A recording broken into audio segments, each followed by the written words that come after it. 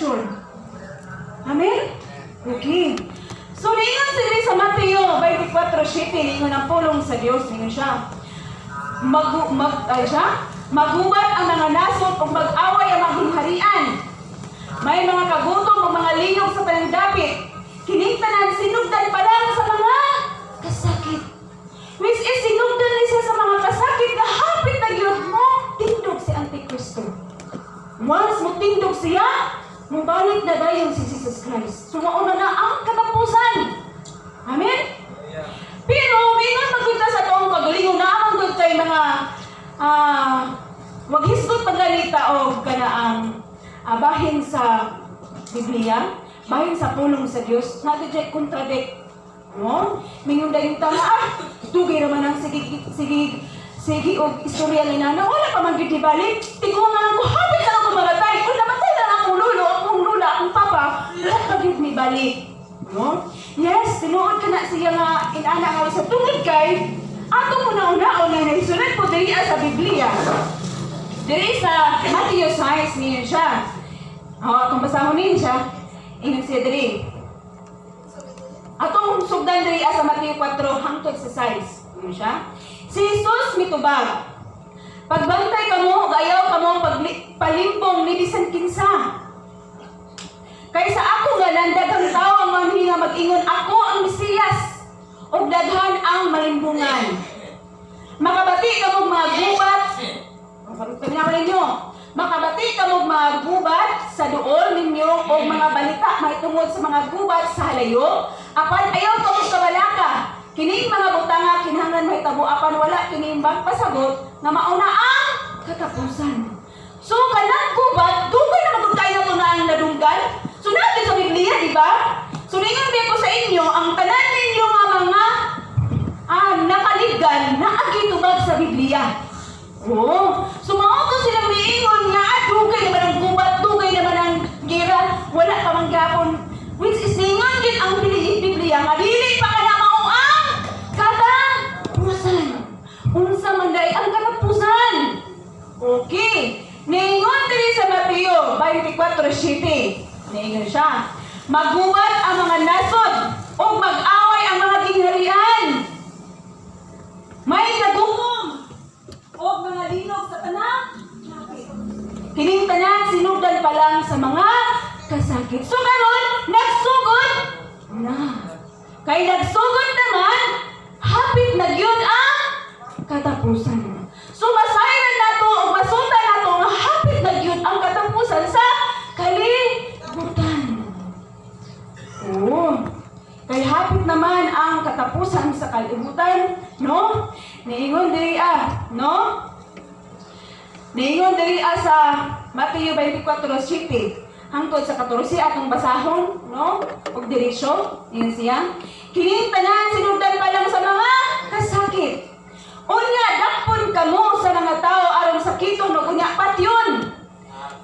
Kasilagan kamo sa tanang katawhan tungod kanako og daghanon niya ni atong panahona ang mubiya sa ilang pagtuo. So mga kaisunan, kinahanglan kutang gyud nato og atong barugan ang matuod nga atong gigunitan. Amen? Kinahanglan gyud nga magtinud-anay ta sa atong pagpangalagad. Atong huna-hunaon pag-ayo kung unsa gyud kagamhanan ang Dios. Kung atong sination ang iyahang power, no? Ang iyang gahom. O ato gyud nga siyang saktong pag-ayo kung unsa sa kagamhanan. Kay aron ang atong pagtuo malig-on. No? Atong huna-hunaon nga ang Dios niingon siya nga walay malisod kanako ang tanan sayon alang kanako. Usayon kana? So nganong dili man gyud ka sa iyahang gunit? No? Matod pa sa akong bana gabi. Bisan ka na bitaw maglain iyang lawas. No? Ningon na siya sa kuang. Dito ko grabe na akong pagaliyupok sa Ginoo gabi ko nga. Ingon na siya nga ayaw na pag-una ko puto. Pag ingon niya anak, nakunaon ako. No? Ngano man gyud ay nga dili man tawag diretso sa Ginoo. No? Nga walay masayon, walay malisod sa ilaha. Adiha kaniya ang tanan masayon. No? So atong sinatiyon ang iyahang gahom. No?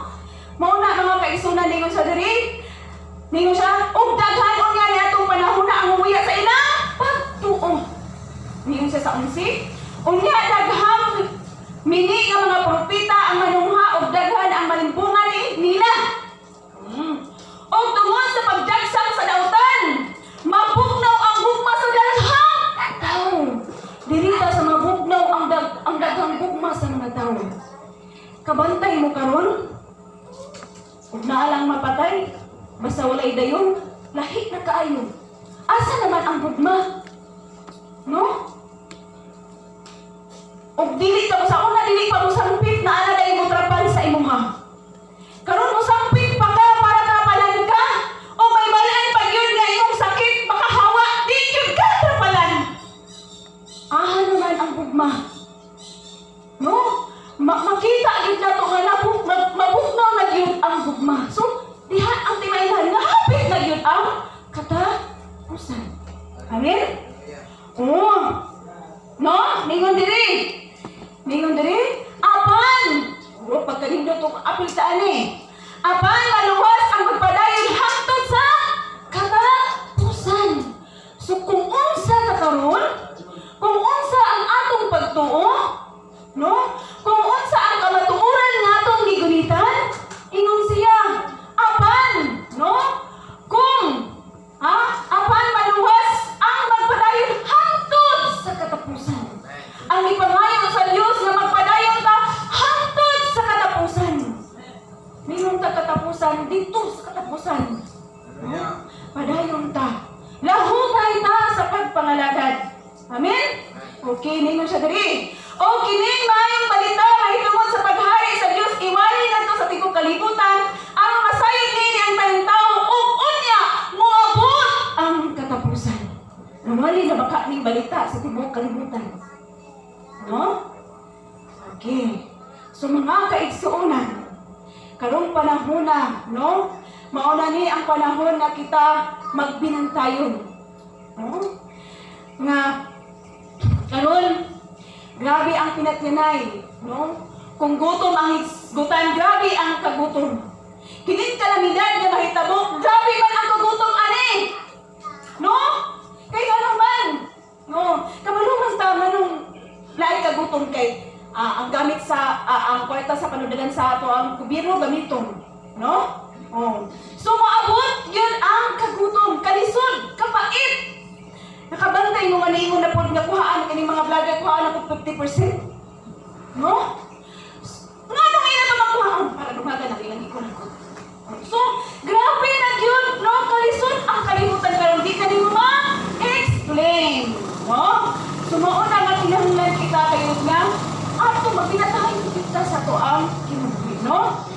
So, ang kasakit, kalisod, so mauna na siya. Mauni ang pag-ila, nga doon na ang pagbalik ni Jesus Christ. Which is, sa Mateo na ko ni siya gibasa. Pero kung inyong yung basahon sa tibuok kasulatan, makita ni sa Tesalonica, sa Lucas, sa asa pa man, pinadayag. So daghan kay na diha akong babasa nga kini siya nga words nga miingon diri ang kasakit, kalisod, pag pinatyanay, wala na gugma, mao na siya ang timailhan nga hapit na gyud mo balik si Jesus Christ. No? Mao na siya ang sinugdan sa mga kasakit, mga kaigsuonan. So ang pangutana diri unsay buhaton nato karon samtang wala pa niabot si Jesus Christ. No? Unsay atong buhaton, no? Ningon diri sa Pilipos 4:6 atong basahon.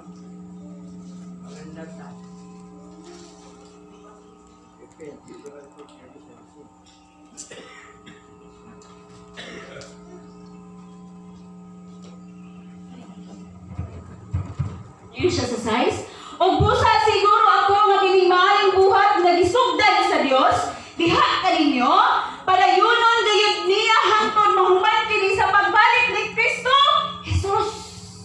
Okay, so ni-repent naman ta, ni dawat ang Jesus Christ na kapautismo ta. O nahimot ang bag-o, o nipuyo si Jesus Christ atong kinabuhi. So naingon siya nga, masaman, o busa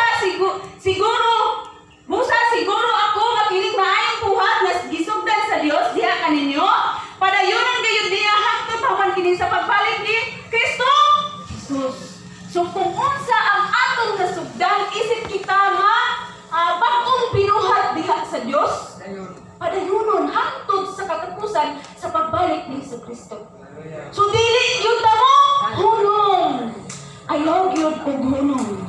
Kay pag muhunong ka, pagkalisod, nagyud kaayo kung hunong ka karon nga panahon na. Hunong daw. But lang. No? Lisod kayo. So, kung sa may giingon, padayon ta. No? Atong padayonon. Og ningon po diya sa Hebrehanon 10:24 hangtod 25.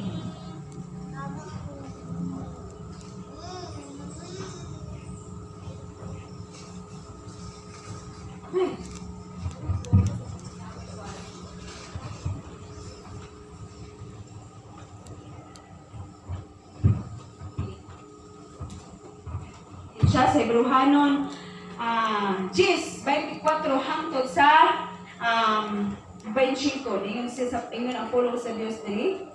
Ingon siya. Magdinasigay. Siya. Magdinasigay kita sa pagpakita sa gugma o sa pagbuhat sa maayo. No. Magdinasigay kita sa pagbuhat sa gugma o sa na atong ipakita diha sa gugma o sa maayo natong buhat. No? Ningon din siya diri patong palayunon. Dili nato undangon ang batasan sa panagtigom sama sa gibuhat sa uban. Magdinasigay hinuon kita labi na kay nasayod kamo nga hapit na moabot ang adlaw sa pagbalik sa Ginoo. So kung hibal-an nato nga hapit na mobalik ang Dios, gikinahanglan nga magdinasigay kita, no? Ipakita nato ang gugma sa usa. Ato siyang ipadayon, no? Matod pa padayon ang pagpanagtigom, no? Kining adlaw nga Domingo, kining balaan nga pagsimba, no? Mauni, no? Ang example nga nagtigumay ta. Amen? No? Atong padayonon ang pagpanagtigom, no? Na atong naandan, mga kaigsunan, no? Hingon diri sa Juan 5:17, no? Basahon po.